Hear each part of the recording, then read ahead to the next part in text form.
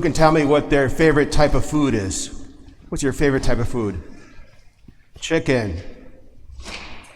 Pizza. Think of cultures. What kind of cultural food do you like, though?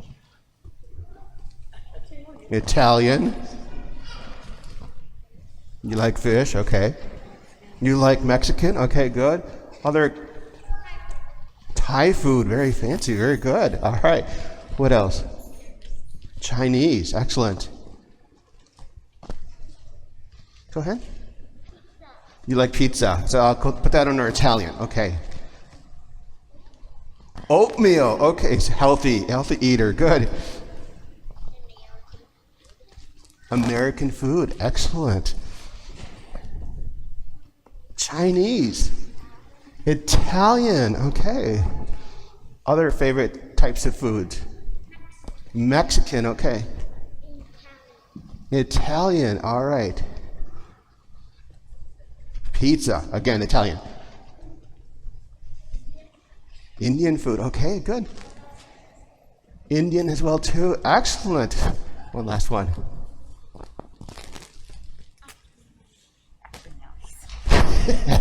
Okay. All right. Lots of different cultural foods that we enjoy, right? My favorite type of food is Italian. All of you who said pizza or pasta, I love Italian food. My least favorite type of food, you would be surprised to hear me say this, but my least favorite type of food to eat in terms of going out to a restaurant is Mexican food. I know, you're shocked, right? Because I'm Mexican American. I was born here, but my parents are from Mexico. And I really don't like eating out at Mexican restaurants. Now, I know I've talked about going to Chipotle from time to time, but that's not really Mexican food. They have good carnitas tacos, I'll give them that, but it's quick. They're really fast. That's why I'll go there, especially when I'm pinched for time. It's a good place to go. But I don't really care for Mexican food.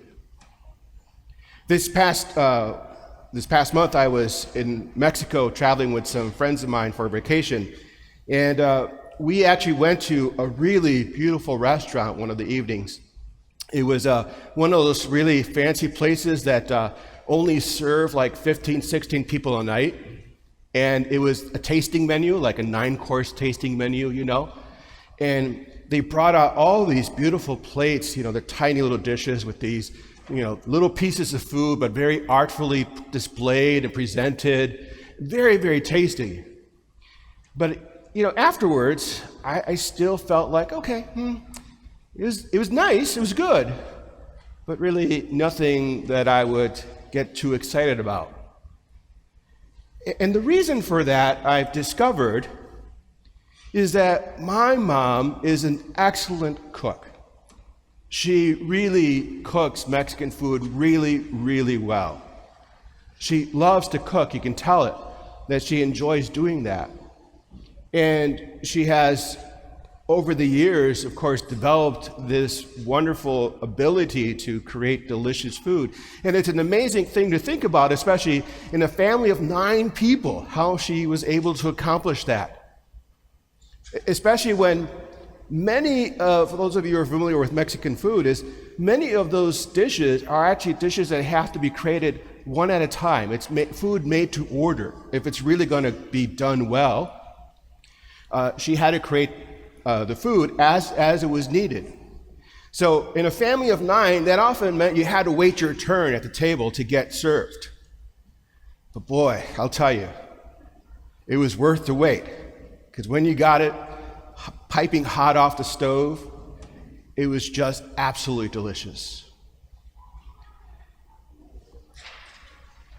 I don't get to enjoy that as much anymore because my mom, of course, is much older now, and I haven't really been able to go as much to her home to visit her because of the pandemic and so forth. But I've come to realize that really what makes the difference between her cooking and cooking found in most Mexican restaurants is that she does it because of love. She pours her heart and soul into every plate. She puts her love into it because she's doing it for her family.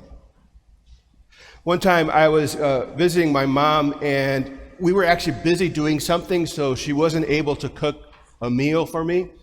And so I just suggested to her, let's order some pizza. And so we did that. And I actually ran down to the door when the doorbell rang to pick up the pizza and to pay the pizza guy. And we had our pizza, and I could tell she was upset. And I couldn't figure out, did I say something? Did I do something wrong? Was she not happy with whatever it was we were doing before? And then she finally told me, she says, my feeding you is my thing. And even if I can't cook the food, I still want to be the one who feeds you by paying for the pizza. And I realized this is why she does this. This is why she loves to cook. It's her thing. It's her way to show my brothers and sisters and I her love for us. And that, I believe, is what really makes her food so great, that anytime I go into any Mexican restaurant, it doesn't matter if it's a Chipotle or if it's a fancy restaurant in Mexico, it just doesn't cut it, because it doesn't have that level of love. And that's really what's at the heart of today's second reading from St. Paul's letter to the Corinthians. It's a letter, of course, that we are all very familiar, that we've heard many times before at weddings. It's a popular reading for weddings. But St. Paul's not talking about the love between husband and wife. He's talking about the love that must exist between all believers. And he's writing to a community in Corinth that had lost their way, had lost the whole concept of why they were a community, that they were to be bound together with love for each other and for the Lord. And what began to happen was that people began to rise to the top in terms of people who had all these talents and abilities to be able to prophesy and so forth. And they made their importance well known to others, to the point that those who perhaps didn't have as marvelous those kinds of talents began to feel as if they were second-class citizens. And so St. Paul writes this letter to them, basically saying to them, hey, you know what? It's great that you have this gift of prophecy. It's great that you have this gift of leadership. But he says, you know what? If you do all those things, but if you do not have love, all those things are for nothing. They don't matter. And that's why that community was suffering, because there were a lot of great things going on there. But they had forgotten about love. And for St. Paul, he's helping us to understand that love is what makes the difference, and that Jesus himself showed us. That was the whole purpose behind his mission, was to show us and to teach us about the love that God has for us, to the point of taking it to the cross, to teach us about sacrificial love, when we give of our own selves out of that love for the sake of others. Love is what makes a difference. And I know that we can see that, can't we? In various other ways in life, don't we? You can tell when you go to, let's say, a concert. Let's say you go to hear Yo-Yo Ma play the cello. He's more than just a gifted celloist. He's more than just skillful at that instrument. He's passionate about that music, about that instrument, that you can feel it in the waves, the sound waves that come over you as he plays. You see it as well, too, and even just people who do their job, and they do their job so well because they love what they do, and they want to pass that love over into everything that they do or service, in the people that they encounter. You can feel it. And that's what makes all the difference. This week, my friends, we actually begin what we have as Catholic Schools Week, where we celebrate all the good things that happen in Catholic schools. And there are many wonderful things that take place in a Catholic school like St. Andrew. Our academics, of course, our sports programs, our after-school activities, all of those are wonderful opportunities for our children to grow. Our faith formation, our religious classes, our sacramental preparation classes. Again, wonderful opportunities for our children to grow in knowledge of God. We're a 2-time Blue Ribbon Award winner, and we display that very proudly on our buildings. But as St. Paul says, my friends, that's fine and good. But if you do all those things, but if you do them without love, then they're for nothing. These past 2 years in this pandemic, my friends, it's become very clear of how special St. Andrew's School is because of the love that does exist amongst all the things that we do.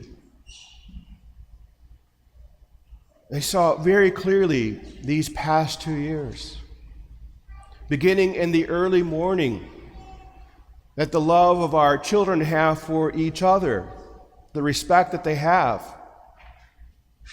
like our 8th graders, in managing the kiss and go every morning to help facilitate drop-offs. I see it as well, too, in the respect that they have for each other in terms of sportsmanship. I see the love that teachers have for their students, especially these past 2 years, which have been the most difficult years in the world of teaching. 2 years ago, when we were doing this hybrid of in-person and online teaching, that meant they were doing 2 jobs at one time, getting paid for only one of those jobs. But they didn't do that for the money. They did it because of their love for their students, for the love of the profession, for the love of the vocation of teaching. You see it as well, too, in terms of the love that parents have. The love that they make every time they sacrifice so that their children can come to a Catholic school that I know is not inexpensive. But they nonetheless send them here because they know as well, too, I think instinctively, that it's more than just about academics and faith formation and sports programs. Is that they want their children to know that they are going to be cared for and loved. You see, my friends, there are many ways that I can go on and on and on about how love makes a difference. How that's what makes us who we are. That's what makes it our thing here at St. Andrew's School. Those 2 banners, without that love, would just be boasting. But with love, they tell the world something about who we are. That we are a people of faith who have been loved by God and Christ. And in turn, we strive to do the same. To love each other and to pour forth that love in everything that we do. In our teaching, in our studying, in our parenting, because we know that's what will make a difference. My dear friends, as we celebrate Catholic Schools Week, it's good for us to celebrate all those things that we do, those achievements that we've accomplished. Let's also celebrate the love that makes everything who we are.